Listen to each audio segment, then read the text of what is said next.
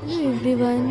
তো বাড়ি ফিরেই আগে তাড়াতাড়ি করে বসে পড়লাম ম্যাচ দেখতে, ইন্ডিয়া আর নিউজিল্যান্ডের কি ফাইনাল। চলছে আজকে?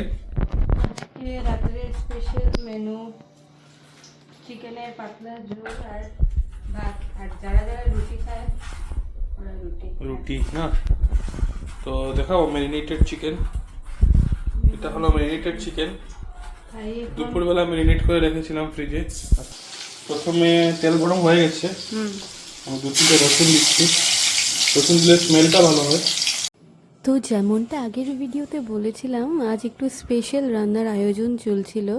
স্পেশাল বলতে খুব বড় কিছু নয়, রাতের ফাইনাল ম্যাচ দেখতে দেখতে সবাই মিলে গরম গরম সাদা ভাত আর চিকেনের পাতলা ঝোল খাবারই প্ল্যান ছিল। তারপর এলো সেই বহু আকাঙ্ক্ষিত মুহূর্ত, ইন্ডিয়া জিতে গেল।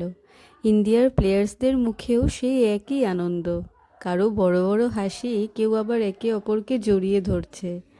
এতদিনের পরিশ্রমের ফল পেয়ে তাদের চোখে মুখে যেন এই খুশিটা দেখা যাচ্ছিল। মনে হচ্ছিল আমাদের টেবিলের খাওয়া দাওয়ার আনন্দ আর মাঠের সেই জয়ের আনন্দ দুটোই যেন একসাথে মিলে পুরো রাতটাকে আরও সুন্দর করলো।